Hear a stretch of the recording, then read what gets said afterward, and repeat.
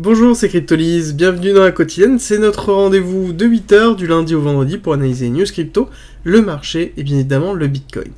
J'espère que vous allez bien, en ce 28 septembre 2022, on va attaquer directement les nouvelles, vous allez voir il y en a assez peu.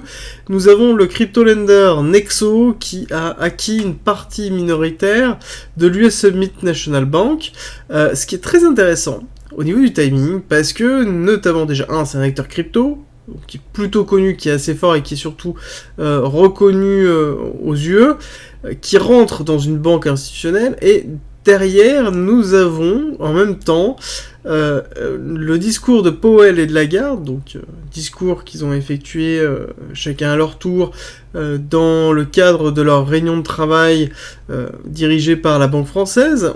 On a le discours Powell-Lagarde qui mettent en garde contre les crypto-monnaies, un peu classique en même temps, et voilà, globalement ils reconnaissent le fait que les crypto-monnaies ont pris beaucoup d'importance, et ils le déplorent, et ils disent et expliquent que globalement il va falloir normaliser un petit peu tout ça, réglementer surtout énormément les crypto-monnaies, et ils se sont mis à défendre ensuite leur monnaie de banque centrale qui devrait arriver d'ici, entre 3 et 6 ans, c'est très très vaste, bien évidemment, c'est compliqué de se projeter dans ce moment-là, et on a eu un certain nombre de caractéristiques au niveau de cette monnaie de banque centrale. C'est que la première, elle serait privée, donc c'est-à-dire qu'on ne pourrait pas voir qui fait quoi, mais elle ne serait pas anonyme, parce qu'il y aurait des KYC à l'entrée et à la sortie, et que globalement tout serait un petit peu effectué. À côté, ils ont d'autres particularités, comme l'interopérabilité, le fait que ce soit rapide. On reconnaît bien toutes les performances d'une blockchain, sauf que la notion d'anonymat est privé, et de contrôle est quand même toujours relative, parce que dans une blockchain on est censé avoir une décentralisation. Si c'est une monnaie de banque centrale, on peut se douter fortement que ce sera centralisé, et du coup contrôlé et géré en même temps. C'est ce que souhaite la Fed, c'est le but de la Fed. Si on leur retire ça, ils n'ont plus aucun moyen d'agir sur les différents cours. Encore aujourd'hui, nous avons discours de la Fed et de Lagarde, donc certainement Powell et Lagarde qui vont intervenir, donc pareil, on va suivre un petit peu le discours. Est-ce que ça va être sur l'inflation, ou est-ce qu'on va rester dans le thème de la monnaie de banque centrale? C'est vrai que l'on attend dans tous les cas une clôture mensuelle de notre côté, au niveau des cours qui est très importante, la clôture de septembre, comme on me l'a rappelé dans les commentaires, c'est un mois qui toujours historiquement été mauvais pour les crypto-monnaies, pour plusieurs raisons. C'est que généralement on a toujours eu un été qui était plutôt positif et une cassure à la rentrée en août, et ce que l'on attend surtout, c'est les chiffres d'inflation, voir ce qui va se passer. Est-ce qu'on a une diminution de l'inflation?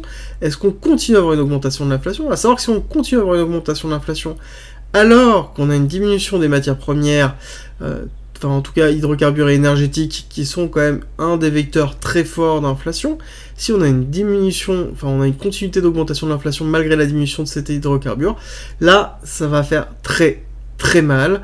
Par contre, à l'inverse, si on a une belle diminution qui suit vraiment la diminution de l'hydrocarbure, on va avoir certainement un cours qui va repartir à la hausse. À savoir que on attend aussi les chiffres de l'inflation, et des loyers, et de l'augmentation des taux des emprunts à 10 ans pour l'emprunt immobilier US, donc qui va jouer énormément aussi sur l'inflation. Globalement, l'inflation va se jouer entre deux choses. Comme je vous ai dit, le mix énergétique, où on sait que actuellement on gagne en mix énergétique, et deuxièmement, les shelters, ce qu'ils appellent le shelter, donc globalement tout ce qui est loyer, tout ce qui est capacité d'emprunt, et là par contre ça fait mal. Donc est-ce que on va se retrouver encore en month to month, donc c'est-à-dire une augmentation mensuelle de l'inflation qui va être supérieur par rapport à l'année précédente, ou est-ce que on va diminuer? Si on continue, si on commence à diminuer, à ce moment-là, on sera sur quelque chose qui sera positif pour le marché, et sur lequel on va avoir une démarche qui va se construire assez intéressante, possiblement, surtout que nous sommes vraiment dans des zones critiques. On va aborder ça tout de suite.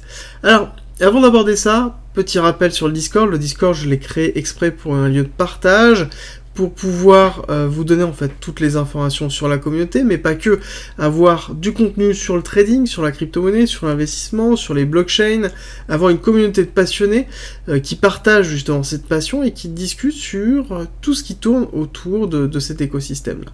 Pour aller plus loin, on a mis en place une partie premium au sein du Discord avec un site qui s'appelle cryptolis.fr qui a plein d'avantages. Plein de contenu, plein de stratégies, plein de guides, plein de formations, plein de lives. Très important les lives étant donné que ce sont des zones d'échange et de formation spécialisées. Plein de briefs, parce que globalement je donne des briefs tous les jours, et plus de signaux, donc globalement tout pour aller plus loin. C'est le principe même du premium, pour donner vie au Discord, qui est accessible à tous, donc n'hésitez pas à nous rejoindre, il y a plein de contenus à disposition pour tout le monde, en commentaire et en description, je vous attends là-bas. On va attaquer notre partie technique, on va commencer par notre rituel habituel de présentation de notre hypothèse qui tient toujours, pour l'instant, difficilement, mais qui tient toujours. Hypothèse Eliotis, vague 1, vague 2, vague 3, terminé en avril 2021, nous sommes actuellement dans une 4 décomposée en A, B, C, sur lequel nous avons une B avec extension, C avec extension, nous sommes en train de travailler le 382 en termes de niveau d'extension de Fibonacci, au niveau aussi de cet order block là, donc on est dans une zone très intéressante de travail. Est-ce qu'on peut descendre plus bas? Oui, toujours. Par contre, dans cette hypothèse, on ne doit pas casser le top de la 1, on n'oublie pas, top de la 1 qui se situe ici, à 14 500, sur lequel, si jamais on passe en dessous, on invalide cette hypothèse Eliotis, on passera sur l'hypothèse Eliotis que je vous présente régulièrement dans l'hebdomadaire, donc la vidéo du samedi, où je fais un point sur la macro et sur le BTC. Donc, nous avons ici une zone de travail très importante. On peut descendre plus bas. Oui, 14 500, on sait qu'on en appelle le prix. Deuxième zone plus bas, 10 000, avec l'extension 1,618, nombre d'or, de continuité baissière, pour aller chercher justement un plus bas très fort. Et nous sommes actuellement en train de travailler cette zone-là, très fortement, nous sommes un peu au bord du précipice, avec le Nasdaq et le DXY qui nous montrent la voie. On va aller regarder ça en fin de vidéo, mais on va zoomer déjà dans un premier temps ce qui se passe ici. Ce qui se passe ici, juste pour rappeler avant, petit point mensuel, on est toujours dans la clôture ici, donc là c'est une clôture sur laquelle nous avons la mise en place ici qui est en train de se structurer, nous n'avons pas cassé la chute effective de juin, mais on s'en rapproche doucement, donc on fait très attention à ce qui est en train de se mettre en place, surtout qu'on pourrait avoir une accélération baissière pour aller toucher les 14 500, si jamais on cassait ça, parce qu'il y a beaucoup de liquidités, chose qu'on verra un petit peu après. Alors, en daily, voilà un petit peu le schématique de cette accumulation basse, donc cette zone ici, on zoome, et nous avons cette accumulation qui se trouve ici. Pattern que l'on retrouve très importante, sur lequel on a une accumulation de week-off, avec selling climax, donc arrêt de la tendance baissière, automatique rallye qui se trouve ici, donc la R, cassure baissière avec la mise en place d'un ST. Pour l'instant, ça reste un ST, d'accord? On ne dit pas que ça reste uniquement un ST, et on va en discuter un petit peu après. Par contre, ce que l'on attend dans Week-Off, c'est de la création de liquidité, chose qu'on a déjà effectuée par ce cric haussier avec le passage de récupération liquidation supérieure inférieure. On est vraiment dans de la manipulation pure, on va réexpliquer ça tout à l'heure, mais globalement, on est quand même dans quelque chose qui est en stand-by, sur lequel on pourra aller faire la prise du SC, donc aller chercher en dessous des 17 632 pour faire le STB, chose qui serait normalement attendue. L'autre chose qu'on va noter, c'est qu'on était dans une pattern de descente très forte, sur lequel on est allé chercher beaucoup de liquidités ici. Si jamais cette bougie-là avait été construite, et sur lequel on avait construit par-dessus, aujourd'hui, donc ce matin, on aurait eu potentiellement un break-off structure mineur. Là, actuellement, c'est sûr et certain, ça a été validé, ce n'est pas un break-off structure mineur, on va aller le regarder tout de suite.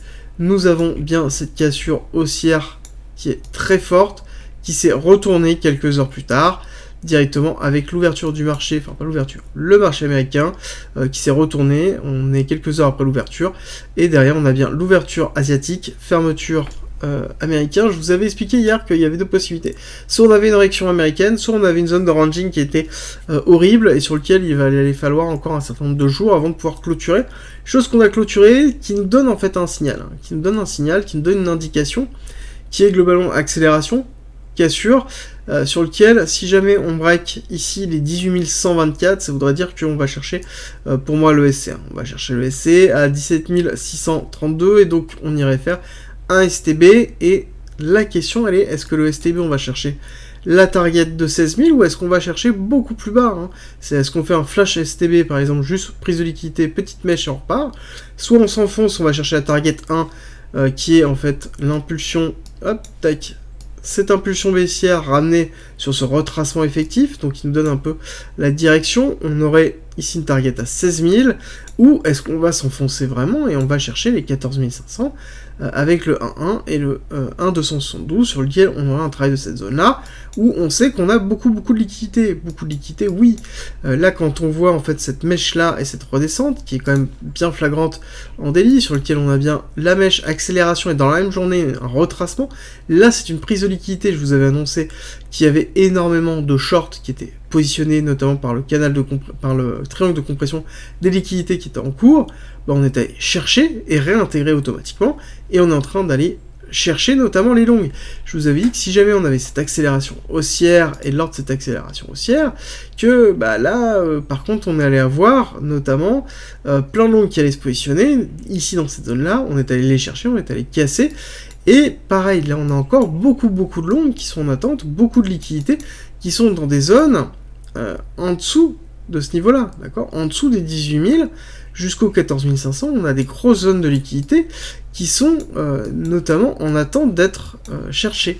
Et ça, c'est vraiment important à retenir, c'est qu'on a une incentive à descendre actuellement qui est très forte, qui est beaucoup plus forte, et même quand on regarde le DOM, donc le Deep of Market, qui nous donne un peu la densité générale du carnet d'ordre, et donc la densité générale de ce qui peut se passer, on voit que le Deep of Market, ici, est quand même dense, mais on a quand même une incentive en termes de liquidité qui est conséquente, qui en fait amoindrit cette densité d'ordre. Donc du coup on se rend compte que là, en termes d'accélération haussière, il faudrait aller casser les 22 500 pour aller avoir les liquidités qui sont en attente là.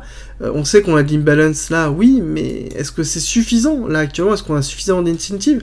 Le Deep of Market est quand même assez vide dans la partie supérieure, mais en même temps les liquidités sont assez vides aussi. On va aller voir après l'order flow, mais globalement on est quand même dans une zone sur laquelle je suis plus à tendance à aller chercher le SC maintenant, surtout qu'on ira voir le Nasdaq. Vous allez voir, on est dans une zone sur laquelle on risque d'avoir une accélération baissière forte, même si on a une résilience au niveau des crypto-monnaies et du Bitcoin. On sait que cette résilience est quand même mitigée, et sera mitigée, on aura quand même un impact qui sera effectif. Si jamais on a une cassure brutale du Nasdaq, bon, bah là, en l'occurrence, on sait qu'on va aller titiller les 14 500, les 16 000, 14 500, sur lesquels on a un range. De toute façon, n'oubliez pas, moi, ma schématique aussi, elle est la suivante, c'est un range de l'ennui, sur lequel on risque de rester pendant un certain temps, de 25 000 à 15 000, d'accord? Ça fait 10K de range, ce qui est en même temps cohérent par rapport à ce qu'on a pu connaître, et par rapport à la volatilité générale des crypto-monnaies et du Bitcoin, et donc on serait en train de ranger dessus. Alors, on va faire un petit point sur l'order flow. Première chose, on a les options qui s'arrêtent au 30 septembre, qui sont positionnés principalement dans une optique de protection contre un short, on le voit bien, en tout cas contre un crash. Si on regarde bien la clôture, le maximum price il est à 22 000, il est très haut. Alors ça fluctue, je le vérifie tous les jours actuellement. On n'avait pas trop d'incentive avant, là on a quand même une incentive qui est quand même assez fort, avec un maximum price qui est à 22 000. 22 000, je rappelle, qui est le point, en fait, plus on se rapproche de 22 000, par la hausse ou par la baisse, plus on fait mal à un maximum de personnes, donc moins on est dans la capacité d'ordrer, enfin en tout cas de valider les ordres d'options qui ont été faites, donc ça veut dire que l'opérateur qui porte ces options a tendance à être, de plus il se rapproche du maximum price, plus il va être gagnant. Donc là on est en train de regarder Deribit, donc on serait notamment sur un potentiel accélération du cours, sur une fin de semaine pour se rapprocher de 22 000 et limiter justement l'impact des options réelles qui peut être effectué. Donc là il va falloir faire très attention, notamment jeudi soir dans la nuit, sur lequel on pourra avoir une accélération haussière très forte pour aller se rapprocher des 22 000, en tout cas le plus possible, malgré le fait que potentiellement on puisse shorter. Alors ça, on va voir exactement comment ça va se dérouler, je vais vous suivre dès qu'il y aura un changement sur le maximum price ou sur les ordres, je vous dirai, à savoir qu'on a une très grosse volumétrie qui est positionnée au niveau de l'open interest buy strike, donc au niveau des options, au niveau des puts et des calls, on a beaucoup d'ordres. Alors, intéressant, l'order flow, on revient dessus. Comme je vous l'avais dit, on a eu l'accélération ici, retracement effectif au niveau des positions de top trader, cassure très forte de l'open interest. Par contre, on voit qu'on n'est pas redescendu à 120. On est resté quand même dans un petit quelque chose où on est dans les 125, 130. On n'a pas break baissier, ce qui est un petit peu dommage. Donc on est quand même dans du levier très fort, ce qui pourrait être symptomatique d'une continuité baissière de liquidation, d'accord. Là, on a retracé, mais pas encore aussi bas, d'accord. On pourrait avoir une continuité de retracement ici, au niveau des positions top trader, donc une augmentation des shorts. Donc ça sous-entendrait aussi une cassure au niveau de l'open interest, à moins que, si jamais on voit une diminution ici, une augmentation du coût des shorts, et qu'on reste dans les 135, ça veut dire quoi? Ça veut dire que les longues sont en train de close, ok, donc leur open interest est en train de diminuer, mais ça veut dire qu'à la place, des shorts sont en train de créer avec autant d'open interest. Donc ça veut dire qu'on aurait quelque chose qui serait en train de se stabiliser avec une inversion de la tendance des top traders, sur lequel on aurait une augmentation, un transfert des leviers sur le short, et donc ça voudrait dire plusieurs choses. Ça voudrait dire une augmentation de la pression baissière, mais aussi une possibilité d'accélération haussière liée à un short squeeze très fort. Et dans le cadre de la manipulation des open interest, on pourrait avoir quelque chose qui se met en place comme ça, donc on garde vraiment en tête, et il va falloir surveiller ici les leviers et la position de top trader qui pourraient nous donner une indication. On est toujours en inversion, sauf que là on regarde que les comptes classiques que l'on peut avoir au niveau de Binance sont quand même très hauts, sont vraiment très hauts, on est déjà à 75%, à savoir qu'on a déjà atteint la zone plus haute qui était sur le début de mois. Si on passe la part des 80, ça va être mauvais signe. 80-85, ça va être mauvais signe, parce que quand on a trop de personnes qui se positionnent, parce que là on est donc sur de l'inflow et de l'outflow, en tout cas de l'order flow sur l'open interest, donc on est sur du perpétuel du futur, et donc ça voudrait dire que ces personnes-là positionnées en futur ont, dans tous les cas, un cluster de liquidation. Et donc ça veut dire qu'on aurait une incentive très forte, surtout si on a une continuité de la pression baissière qui est en train de se faire, à breaker plus bas. Le principe, c'est que le marché va aller à l'inverse de la majorité est représentée par la totalité des comptes Binance, et non pas les top traders. Les top traders nous donnent en fait une double indication sur des volumes forts, structurés autour de leviers, et donc de leviers très forts. Voilà, c'est un petit peu l'idée que l'on a et les informations que nous donne l'analyse de l'order flow. On va aller voir le Nasdaq, où on se rapproche, vraiment clôture mensuelle, on est en train de se rapprocher des 11 000. Si on clôture en dessous des 11 000 ce mois, ça veut dire qu'on a une continuité baissière marquée, puissante, au niveau mensuel, et là ça voudrait dire qu'on va chercher les objectifs suivants, 10 500, 9 500, sur les mois à venir, et donc on va avoir clairement une fin d'année qui va être dans le rouge au niveau du Nasdaq et des actions. Donc ça veut dire quelque chose qui va être compliqué pour le BTC, et sur lequel on aura peut-être une résilience de l'ensemble du marché des cryptos, mais ce sera une résilience, ce ne sera pas un bull run ou un début d'accélération, et il faudra vraiment attendre une stabilisation macroéconomique pour voir. Mais en tout cas, on aura une preuve d'une résilience effective qu'on a déjà vu depuis déjà un certain mois, réel, où on voit que on a quand même des cryptoactifs, l'ensemble du marché de la crypto qui est beaucoup plus stable que le Nasdaq et les différents actifs, ce qui est quand même remarquable, et que peu de personnes en tout cas le pensaient en ce début d'année, quand on avait vu les crashs effectifs fin d'année 2021 et début d'année 2022. Personne pensait qu'on allait terminer la fin de l'année avec des cryptoactifs aussi résilients. Alors, on va regarder un petit peu ce qui s'est passé dans la journée, histoire de rentrer un petit peu dans le vif du sujet. Pareil, on a quand même une journée qui était plutôt positive, même si on a ravalé une partie de la bougie. L'ouverture se fait dans le rouge, ok, oui, ça se fait dans le rouge, mais pareil, on peut ravaler. Dans tous les cas, pour moi, je pense que au niveau du Nasdaq, on va avoir la réponse cette semaine, voire début de semaine prochaine, Là-dessus, on va avoir la clôture mensuelle qui est vraiment importante, qui va nous donner vraiment un début.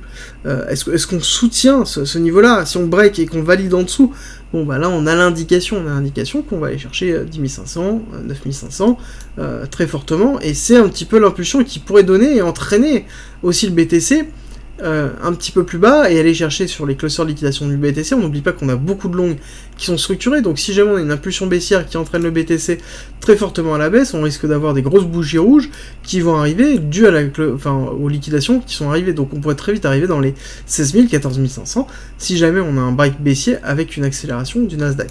Alors accélération du Nasdaq, oui, accélération baissière pour le Nasdaq, accélération haussière pour le DXY, donc le dollar index, où on est en train de s'enfoncer très fort en hauteur. Je vous avais dit que potentiellement on pouvait faire un retracement. Bon bah là je vous avais aussi dit que très certainement si jamais c'était pas le cas, on allait accélérer très vite très fort. Là on voit qu'on est en train de le faire. On a une petite liquidité qui est en attente ici, alors je l'ai pas forcément très bien placé, hop on la replace, avec un petit equal high qui se trouve là, sur lequel on pourra avoir une petite réaction baissière, donc une forme de temporisation. Mais au vu de l'accélération qu'on est en train de voir sur ces derniers jours, donc là on est en hebdomadaire, hein, semaine très forte, début de semaine, donc là on est le 28-09, hein, on n'est que mercredi, sur lequel nous avons une accélération, donc milieu de semaine. Si on prolonge un petit peu l'accélération, clairement on va chercher au-dessus des 115, et donc on va chercher les 121, pour aller chercher ici l'objectif 218, et l'objectif ici qui serait la liquidité en attente de ce top qui avait été donné, sur lequel après on pourra avoir une structuration forte de mise en place, parce qu'on pourrait avoir aussi ici une pattern claire de distribution. On a des divergences à tout va, mais ça reste non validé pour l'instant, et on est très très loin d'une cassure du dollar. Là on est dans une accélération du dollar, accélération que je pense qui va continuer pendant un certain temps, tant qu'on n'a pas une forme de consolidation réelle, et c'est ce qui va donner un petit peu le ton sur le marché classique, et qui bride aussi le marché des cryptos. Si on avait un marché qui était plutôt positif, clairement le BTC et les cryptos actifs n'auraient pas fait en tout cas une consolidation comme là, et on serait certainement reparti très fortement à la hausse. Quand on voit ce qui est en train de se passer sur la technologie de la blockchain, les différentes évolutions qui sont en train d'être effectuées, les différents événements forts du marché de l'univers de la crypto-monnaie, bon, oui, il y a derrière une peur de la législation, mais la législation et la réglementation est aussi une passe obligatoire pour la mass adoption. C'est aussi quelque chose qu'il va falloir passer, et ça va être peut-être un moment qui va être compliqué, mais dans tous les cas, il va falloir y passer pour pouvoir aller plus loin et pouvoir aller dans la mass adoption. Le fait qu'il y ait une réglementation veut aussi dire qu'il n'y a pas d'interdiction. Actuellement, ils se rendent compte que ce n'est pas possible d'interdire. Oui, la réglementation risque d'être stricte au début, avant de se simplifier et potentiellement de s'améliorer, mais aussi le marché crypto a montré qu'ils étaient capables de s'adapter, et c'est peut-être preuve aussi d'une évolution de l'ensemble de la technologie de la blockchain, du marché de la crypto-monnaie.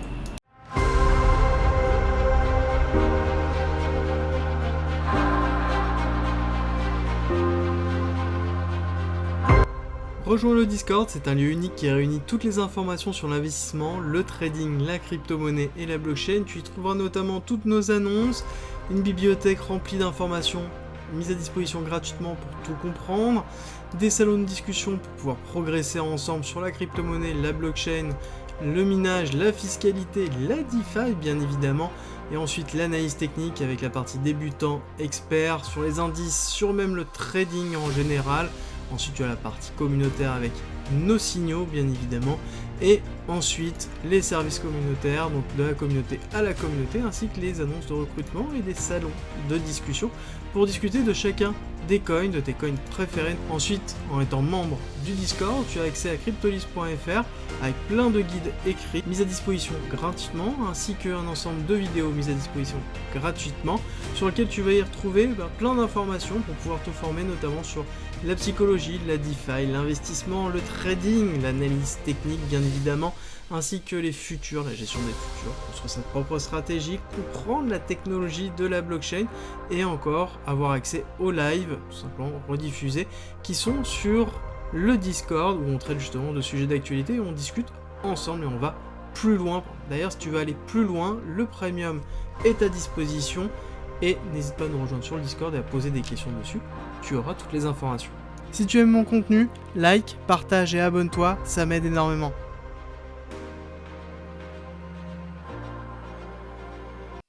Merci d'être resté avec moi jusqu'au bout. Abonne-toi, partage si t'as aimé et rejoins-nous sur Discord. C'est avec plaisir qu'on t'accueillera. Et à très vite.